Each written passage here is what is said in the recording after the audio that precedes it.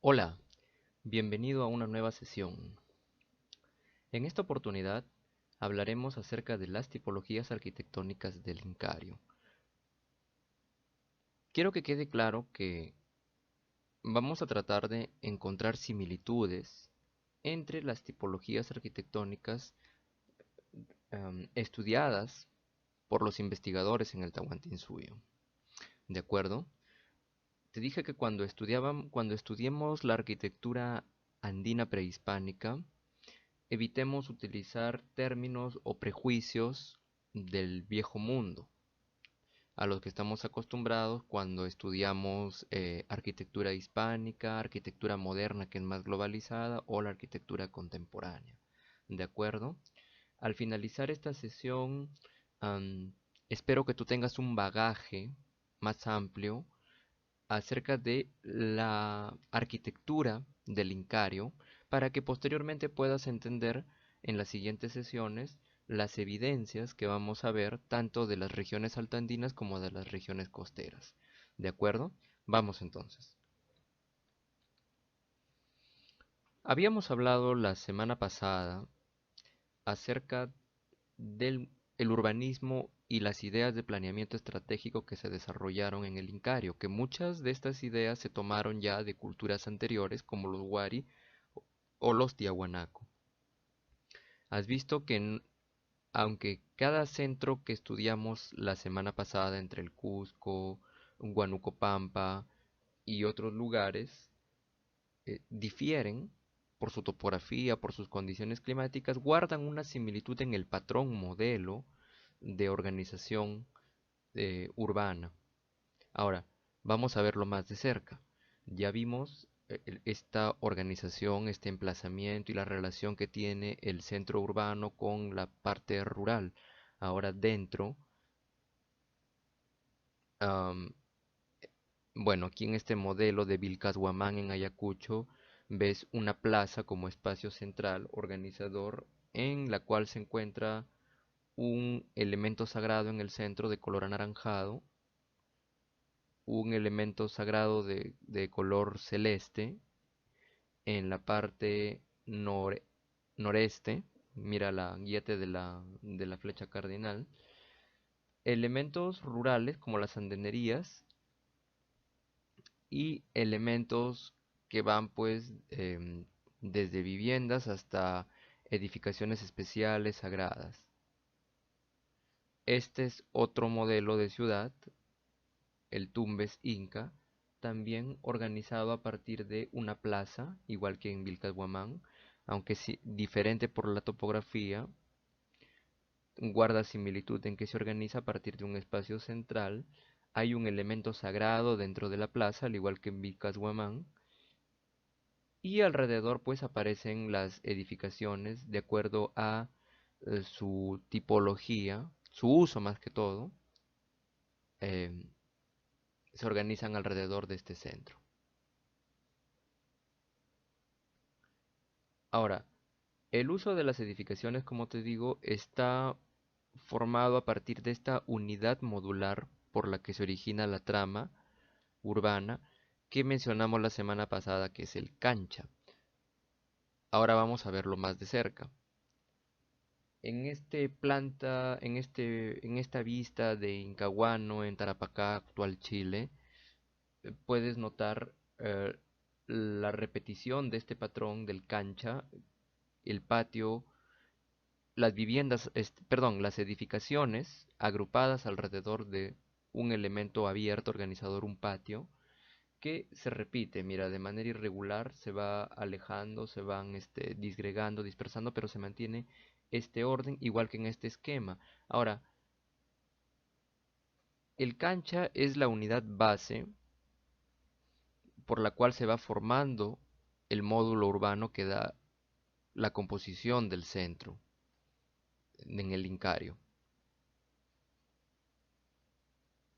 Como tú ves ahí, alrededor del espacio abierto se desarrollan estas edificaciones que mantienen una planta casi regular, típica, Como te dije, había comunicación tanto entre calles estrechas como con los caminos principales que articulaban estos centros urbanos. Las calles no fueron espacios públicos de importancia, no pasaron de ser callejones estrechos. Kijyu, de ese nombre, Kijyu, eran espacios de comunicación, espacios neutros que separaban entre cancha y cancha. Los recintos rectangulares que forman esta base de la trama urbana del urbanismo inca o yacta. Como tú ves acá, se repite el patrón y el modelo de edificación también, una edificación que veremos más adelante. Mira este modelo de edificación con techo a dos aguas, agrupada alrededor de este espacio abierto organizador, y la central, la central actúa tanto para el lado, para uno de los patios como para el que le sigue, el del costado, tanto como para el inferior como para el superior, y así se va repitiendo hasta conformar toda la unidad. De esta manera, ¿te das cuenta? Ahora, el módulo es el mismo, pero de acuerdo a las dimensiones que utiliza, a la agrupación, a las actividades que se realizan dentro, reciben diferentes nombres en quechua. En el quechua actual, Agyahuasi, la casa de las vírgenes del sol; Incahuasi, un palacio del Inca; um, Yachayhuasi, Guaguaguasi, Chasquihuasi, entre otros. El nombre que viene dado, si te das cuenta, la tipología es la misma. La forma de organización también es la misma alrededor del cancha, pero hay algunas que son más largas, tienen mayores dimensiones que otras. El sistema constructivo es el mismo, con diferentes variaciones regionales, pero esencialmente es el mismo. En esta representación hipotética, por ejemplo, puedes ver la estructura del muro portante de la edificación, construidos en piedra, con los materiales del lugar, entre cuarcita, arenisca, basalto, andesita, como material, como materia prima. Ahora, por supuesto, el aparejo varía, ya que la arquitectura incaica le da valor al muro. Mientras mayor categoría, mayor jerarquía tiene la obra arquitectónica, mayor cuidado se refleja en el labrado de la piedra, más pulimento, mejor encaje. Este es el código estético que vamos a ver más adelante, que otorga el alto valor a la construcción edificatoria. Porque si lo estudiamos únicamente como módulo, como volumetría, ahí está, como volumetría, vas a encontrar similitudes entre que hay pues estas estructuras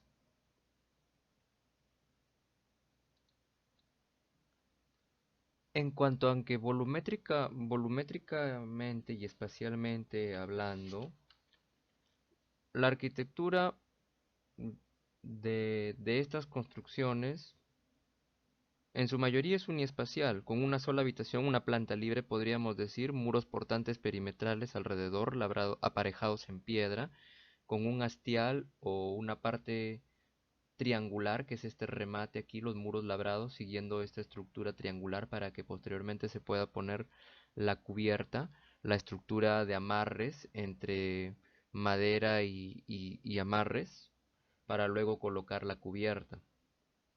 ¿Ya? Desde el punto de vista espacial, es una sola habitación con una o más puertas al exterior. ¿Ya? Cuando es necesario más de un cuarto para una función determinada, era necesario comunicarse con otro ambiente similar a través de patios externos. Caminas, sales de un ambiente, llegas a otro, pasas por la cancha, que es el módulo de agrupación. Todo este principio se aplica en toda la extensa gama de construcciones incaicas, desde las viviendas campesinas, las viviendas de la gente, hasta las enormes callancas que vamos a ver posteriormente.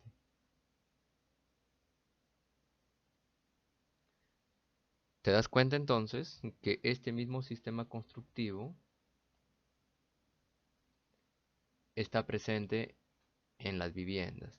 O sea, las viviendas se agrupan alrededor de este patio, forman un cancha, mientras que edificaciones de mayor jerarquía no forman parte de la unidad del cancha, pero también están integradas a través del código formal espacial de la construcción incaica. Esta es una representación hipotética, la del lado izquierdo y la del lado derecho de los dibujos, de cómo hubiese funcionado una vivienda. Aunque las evidencias están, ¿ah? Por eso cuando hablamos de la construcción no hablamos en tiempo pasado porque todavía está ahí. La gente hablamos en tiempo pasado porque ya no está. Entonces el poblador posiblemente actuaba de esa manera en el interior de su vivienda. La edificación en los restos actuales no muestra la evidencia del techo, pues se ha perdido, no, pero todavía está la evidencia de la piedra, la estructura de la piedra que nos permite hacer esta reconstrucción. Ahora, las viviendas, como te dije, en su mayoría son uniespaciales, aunque la vivienda central de la cancha tiene un muro medio, porque todavía está ahí, ¿no? Tiene un muro medio en el centro que separa es como un muro medianero que separa dos unidades, o sea, es más grande, separa las unidades, tanto para uno de los patios como para el otro. También se han encontrado construcciones, viviendas de fachada abierta y de doble fachada abierta hacia los dos extremos, como ves aquí en las imágenes del lado derecho, que recibe el nombre de masma, según Carlos William, esta variante de tres paredes.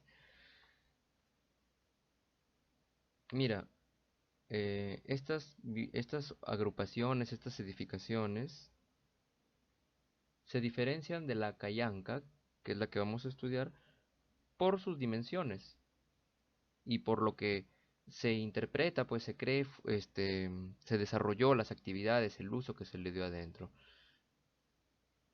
Por eso te repito, si hablamos de volumetría, vamos a encontrar que son similares y es el uso, la actividad, el tratamiento con la piedra, la jerarquía y los códigos que vamos a ver posteriormente los que las diferencian. En una cancha, la disposición de los edificios se dio sistemáticamente en la forma de un recinto cerrado, cuyo interior se disponían de 2 a 8 cuartos que estaban adosados al muro de cerco, el muro perimetral. Mira, la unidad de la cancha, ahí está el muro pegado al costado, en esta se ve mejor, ¿ya? Y dejaba un espacio libre, pues que te digo, ¿no? A manera de patio o plaza interna. Bastante elemental este principio porque les permite desarrollar diferentes tipologías partiendo de un mismo modelo. Estas son las callancas, es el nombre que reciben, aunque hay polémica o todavía hay objeciones acerca de que si es correcta esta terminología. Nuevamente, por la acepción que le dan los españoles de aquella época y también porque se recogen de evidencias, pues, de fuentes etnohistóricas, o sea, a través de crónicas, como las describen los cronistas de la época. Bueno, se le ha dado el nombre de Cayanca, aunque también hay algunos que piensan que no debería ser así. Los españoles de aquella época las llamaban galpones, y no es otra cosa más que una edificación tomando el modelo anterior, pero con dimensiones mucho más grandes. Con dimensiones mucho más grandes, que a veces alcanzaban medidas espectaculares.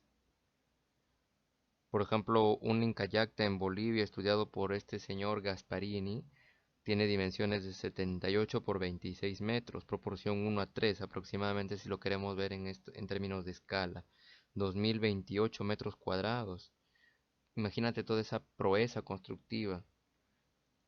La Cayanca tiene planta rectangular, como la estás viendo, tiene planta rectangular y hay vanos a ciertos intervalos de distancia.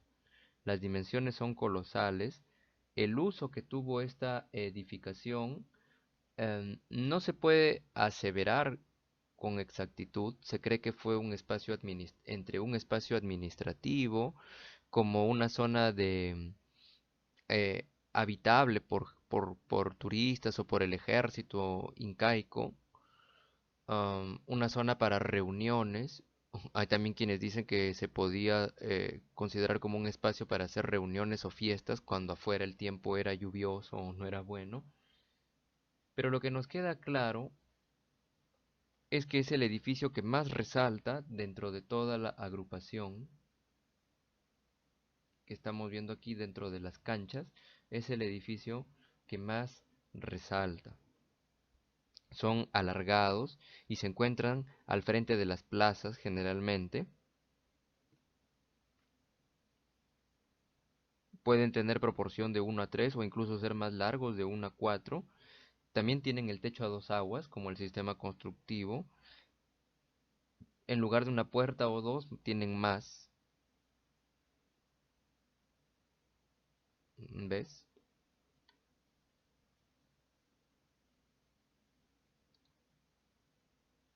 Ahora, aunque parte del mismo modelo, no todas las callancas son iguales. Mira, por ejemplo, este modelo de callanca, por eso te digo, algunas tenían proporción de 1 a 3, otros de 1 a 4. Esta callanca de El Chincal en Catamarca, Argentina, tiene estas características que tú estás viendo allí, mientras que esta es otra, me parece, en Chile. Y este es un modelo de la típica callanca que se dibuja, pues, ¿no? Que representa gráficamente este tipo de edificación.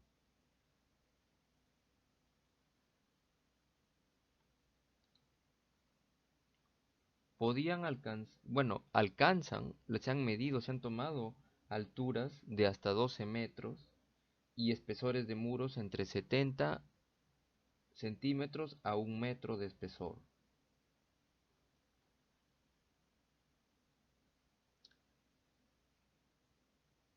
Pero además de las viviendas agrupadas alrededor del cancha, o edificaciones que no necesariamente podían ser viviendas de campesinos, también podían ser viviendas de gente que residía cuidando ese lugar, soldados, gente importante dentro de ese centro urbano.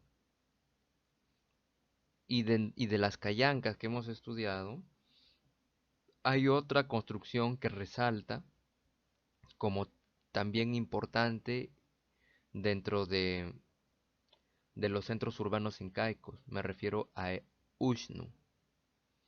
Esto es como una edificación sagrada, ceremonial, porque recuerda que en la cosmovisión andina hay una conexión entre lo sagrado, lo ambiental y también pues lo político, lo administrativo, de tal manera que esta edificación pues era de uso ceremonial y administrativo empleado por el Inca.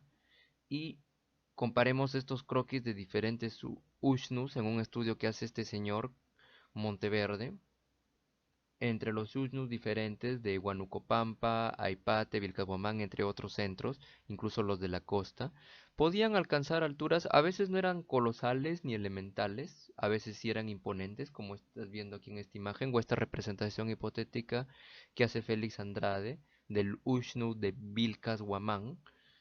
Y entre sus elementos, pues, están los pozos y un sillón de piedra labrada con el nombre de Tiana, en el cual se sentaba el Inca y recibían ofrendas que eran vertidas a través de canales. Se cree que entonces el uso de este Ushnu, además de administrativo y ceremonial, también em, rendía tributo al culto a la tierra a través de ofrendas líquidas para que eran vertidas por canales, pues, y llevadas de esta manera hacia el suelo, como una forma de pago, una forma de tributo, que son creencias que todavía existen en muchas regiones del altiplano, del territorio andino actual, entre Perú y Bolivia y Argentina. Lo interesante de los Ushnus, como ya te adelanté un poco, me parece la semana pasada, es su presencia, que puede estar tanto en el centro de la plaza, ojo, no siempre está en el centro de la plaza, puede estar en el centro de la plaza como a un extremo de la plaza, pero siempre mantiene esa comunicación con el camino principal Capacñán que pasa por el centro poblado. Ahora, este Ushnu, si es que tenía mucha altura, algunos de 4 metros, 10 metros de altura, eran accedidos a través de una escalinata. Puede ser una sola escalinata en algunos casos, como ves aquí, una sola escalinata, o más de dos escalinatas, a veces hasta cuatro.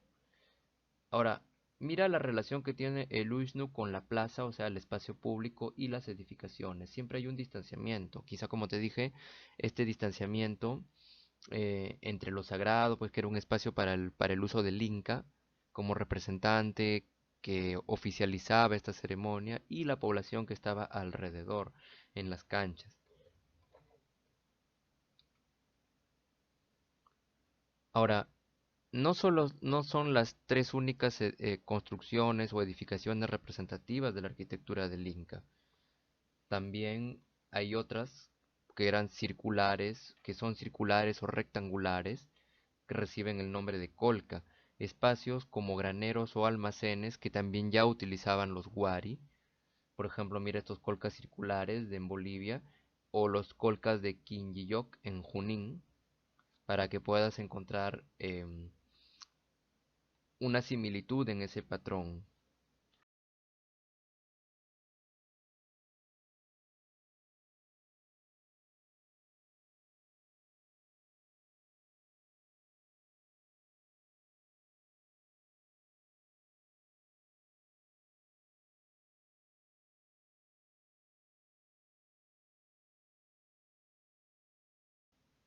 Las colcas fueron espacios importantes y se relacionan con los tambos. Los tambos, es otro modelo de edificación, también partiendo de la cancha, son construcciones que se encontraban al lado del camino, bueno, que se encuentran al lado del camino, que tenían la finalidad de servir de espacio de descanso para visitantes, para el chasqui, por ejemplo, o para otros séquitos, otro grupo de personas que transitaban, pues eran espacios alrededor de estos. Algunos podían ser pequeños, otros podían ser grandes conjuntos, donde estas colcas pues también estaban allí dentro, en toda esa agrupación, y varían, pues, ¿no? Mira el tambo de Conchamarca en Cusco, el de Zapahuira en Chile, más pequeño, o los restos del de Carapampa en Jauja. Ahora, un tipo especial de tambo es el llamado chasquihuasi, que era un tambo muy pequeño, a diferencia de los otros, que era un espacio para descanso de los chasquis, donde, siguiendo pues las funciones que tenía este mensajero, em, aproximadamente a cada 5 kilómetros se encontraba esto para que el chasqui llegue, descanse y su relevo siga llevando el mensaje a través de todo el Tahuantinsuyo. Interesante, ¿no? Y hay otras construcciones también que forman parte de esta arquitectura, de estas tipologías arquitectónicas incaicas, como van desde los baños, los baños, que es estos espacios, estos que a través de canales, utilizando este conocimiento de hidráulica, formaban parte también dentro de los centros urbanos.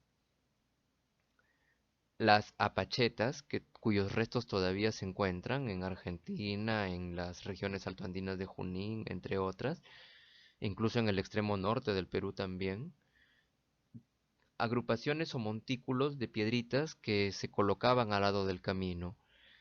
Pero a diferencia de los montículos europeos, no eran con finalidades, se cree, de enterrar a un cadáver, porque para eso existe la tipología que se encuentra abajo, las dos imágenes inferiores, la chulpa, es esa tipología. La de las apachetas eran una agrupación de piedras. Hay dos interpretaciones. Por un lado, a manera de punto de referencia o hito para que el viajero que caminaba por estas regiones del Tahuantinsuyo no se pierda. Y por otro lado, también se cree que tenía em, carácter sagrado. Carácter sagrado en el sentido de que pues era una manera de realizar una ofrenda, porque se creía pues que la piedra representaba protección para el viajero. De hecho, la piedra es bastante importante en esta arquitectura incaica, am, al punto de que forma parte de este código. Pero antes hablemos también de la chulpa. Mira, yo había mencionado cuando hablábamos de Tiahuanaco en en el curso pasado de Territorio y Civilización, que el Inca Pachacute, cuando llegó por el altiplano, había visto estas construcciones de la cultura anterior que le precedió, los Tiahuanaco, y tomó ese conocimiento de esa piedra labrada, la sillería, el aparejo, la mampostería para el desarrollo de su arquitectura. Las chulpas, los incas también las desarrollaron y podemos ver chulpas imponentes como las de el altiplano que se encuentran en la meseta del Collao, como que también podemos ver estas chulpas que de acuerdo a la región, por eso de aquí en las siguientes sesiones vamos a ver casos tanto de construcciones incaicas en las regiones altoandinas como de construcciones incaicas en la costa, porque recuerda que ellos también estuvieron en la costa, como estas chulpas de adobe o adobón o las chulpas de piedra hechas de pircas. Entonces, para sintetizar los códigos generales y siempre recordándote que hay variaciones regionales de acuerdo a cada lugar. Primero que nada, te recuerdo la valoración que los incas le dieron al muro. El muro es aquello que diferencia la jerarquía de la edificación, más que la volumetría. El muro puede tener aparejos diferentes. Estos son los cuatro principales. El aparejo sedimentario o aparejo de piedras labradas y aparejadas, labradas y talladas. El aparejo celular, que es el de la imagen inferior izquierda, este aparejo de piedras,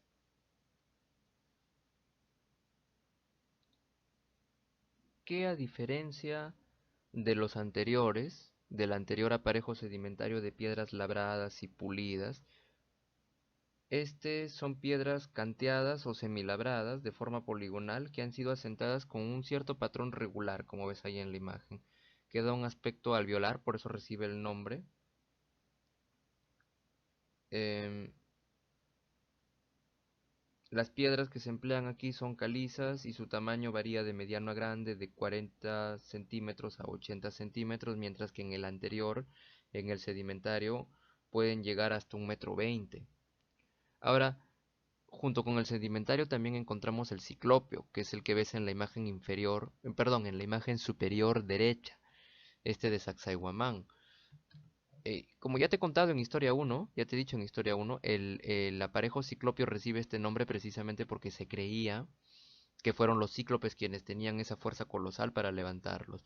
Aquí, en esta terminología que se usa hasta el día de hoy, ves la influencia eh, griega, de la terminología griega que todavía se utiliza actualmente.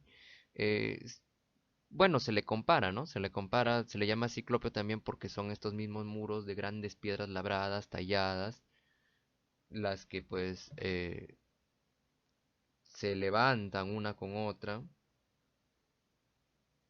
hasta formar construcciones imponentes, colosales. Y finalmente tenemos la pirca, que también es un sistema constructivo que se utiliza, todavía subsiste en la actualidad en las regiones altoandinas, se utiliza para muros de piedra.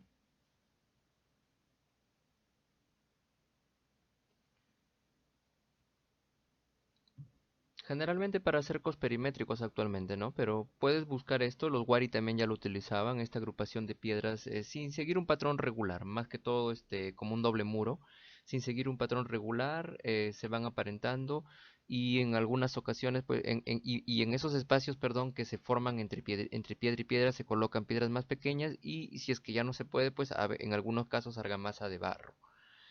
Eso es una pirca. Ahora, mira, de estos cuatro aparejos, em, encontramos pues un lenguaje muy rústico, muy eh, propio, que hasta incluso podríamos decir que hay una especie de canon. ¿Te acuerdas cuando hablábamos del canon, los cánones griegos, los cánones romanos? También podríamos hablar de un canon, como que guía un principio, un patrón a las construcciones arquitectónicas de esta época. Para resumir esos cánones, entre comillas, podríamos hablar de nuevamente el carácter de planta libre de los locales, la función polivalente, porque este módulo cancha y esta vivienda, esta edificación, perdón, servía tanto de vivienda como de edificio administrativo, de edificios de reuniones, de concentración de grandes masas, escenarios de descanso. Entonces hablamos también de la polivalencia, además de la planta libre de los locales. Esta organización alrededor de las canchas, estas canchas que podían medir promedio, ¿no? Generalmente de 20 a 40, 20 por 40. La valoración del muro, el muro como elemento distintivo que le da la jerarquía a la edificación. Y si hablamos de elementos decorativos, como un último código más, em, este vano trapezoidal de doble jamba. Si ves en las edificaciones que hemos revisado, no hay un elemento propiamente ornamental, salvo estas ventanas trapezoidales con un dintel en la parte superior, como también lo hacía Chavín de Wantar, como lo viste en Chavín de Wantar. Y dependiendo pues si es ventana o es puerta, si se encuentra en la costa, como en este caso de adobe, ya vamos a estudiar esta edificación, o en el caso de la sierra de piedra, este código representativo, tanto en ventana como en puerta, de el vano de doble jamba, este vano de arco trapezoidal arremetido que creaba esta ornamentación representativa de la arquitectura incaica. En la costa también está presente. Y podríamos hablar de un último canon también, además de los que he mencionado antes. Un último canon, ya han visto a nivel macro, esta fusión que tiene, esta integración que tiene la arquitectura con el paisaje. ¿Ves? Y esto va no solamente en la relación del material con el entorno, sino también con el estudio del movimiento solar, específicamente en estas construcciones sagradas que son el Ushnu, esta organización que le da un orden, porque estas canchas, al ser módulos que se repiten, le dan un patrón de orden al centro urbano, ¿ya? Y pues, como te dije también, la falta de la ausencia de grandes murallas defensivas o solamente puntuales en algunos sectores, y la integración también de las áreas rurales junto con las áreas urbanas en esta comunicación total que tiene pues la arquitectura incaica. Es de esta manera que tú puedes entender ahora por qué cuando se habla de arquitectura incaica se mencionan estos tres principios de solidez, sencillez y simetría. Aunque ojo, no necesariamente se da la simetría en visto de conjunto en todas partes, visto desde lejos de la ciudad, como tú has visto. Entonces, mi consejo para que entiendas esta clase de hoy, no generalices la arquitectura incaica, no trates de etiquetarla en un solo modelo, ¿ya? Segundo consejo, trata de entender la edificación en su contexto actual, no las relaciones, no la compares con la arquitectura que hemos estudiado en Historia 2 o en Historia 1. Tiene similitudes, pero también tiene diferencias. ¿Te das cuenta? Bien, de esta manera finalizamos la sesión de hoy y vamos a continuar en las siguientes. Nos vemos.